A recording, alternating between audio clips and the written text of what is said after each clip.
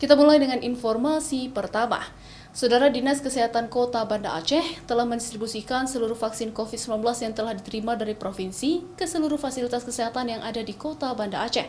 Total vaksin yang telah didistribusikan tersebut berjumlah 12.760 dosis dan seluruh vaksin COVID-19 tersebut akan diperuntukkan untuk 6.315 orang tenaga kesehatan yang ada di Kota Banda Aceh. Kepala Dinas Kesehatan Kota Banda Aceh, Lukman, mengatakan telah mendistribusikan seluruh vaksin COVID-19 yang diterima dari Dinas Kesehatan Aceh pada Senin 18 Januari kemarin. Ada 12.760 dosis vaksin yang telah didistribusikan ke seluruh fasilitas kesehatan, baik Vaskes Provinsi maupun Kota Banda Aceh.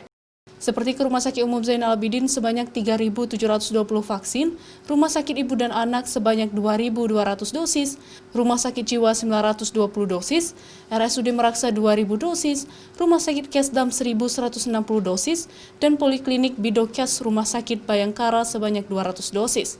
Sedangkan untuk 11 puskesmas, Dinas Kesehatan Kota Banda Aceh mendistribusikan masing-masing sebanyak 200 dosis. Sebelumnya, Dinkes Kota Banda Aceh juga telah mendistribusikan vaksin COVID-19 pada vaksin perdana ke Rumah Sakit RSUZA sebanyak 40 dosis dan ke Rumah Sakit Umum Meraksa sebanyak 12 dosis. Sehingga total vaksin yang telah didistribusikan berjumlah 12.760 dosis yang akan diperuntukkan bagi 6.315 tenaga kesehatan yang berada di wilayah Kota Banda Aceh. Kemarin sore jam 2, tepat jam 2 sampai selesai tadi malam jam 10 malam. Dan sangat terbantu kami, dalam hal ini dibantu oleh Dinas Kesehatan Provinsi, dibantu oleh pihak keamanan, dari TNI Polri, dari Polresta, dari Kecamatan, Pak Dan Ramil, Kapolsek untuk melancarkan proses distribusi. Untuk tahap pertama, pemerintah seluruhnya akan memprioritaskan vaksin COVID-19 ini pada seluruh tenaga kesehatan dan untuk Kota Banda Aceh.